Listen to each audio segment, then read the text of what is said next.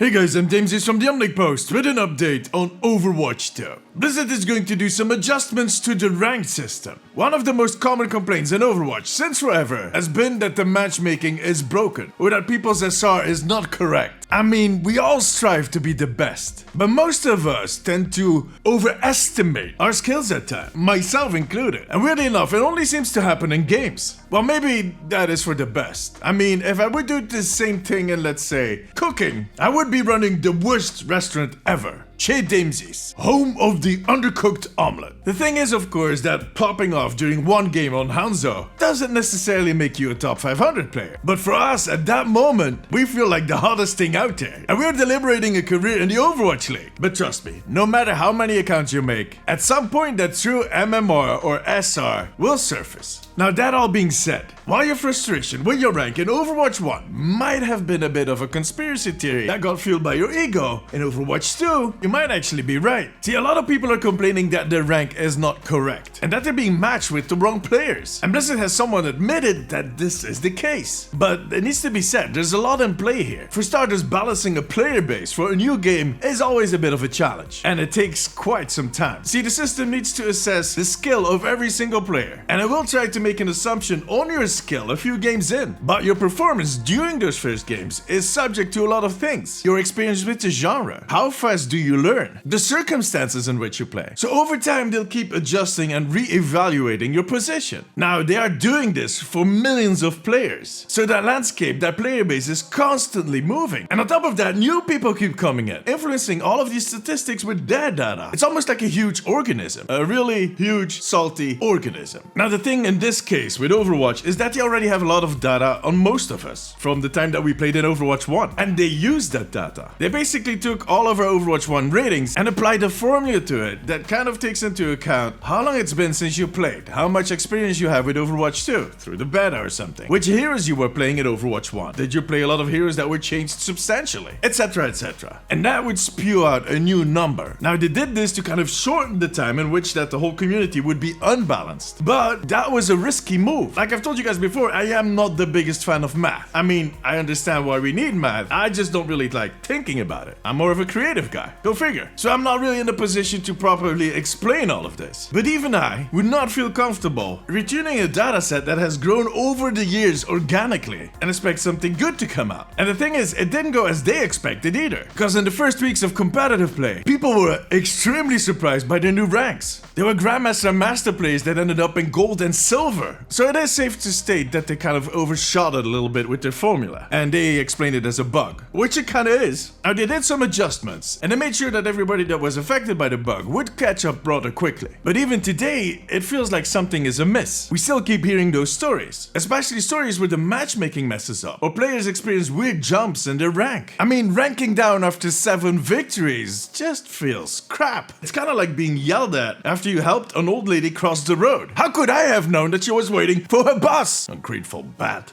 But are those current issues a Blizzard problem, or is it just the system still rebalancing itself? Well, I think it's both. I mean, some of the weird behavior is going to be because the whole community is still balancing. But it is also clear that there's still some systematic errors. And Blizzard recognizes that. In last week's patch, they did some changes to the whole matchmaking rating and to the way that they define our ranks. Now, we won't see the effect of those changes till Season 2.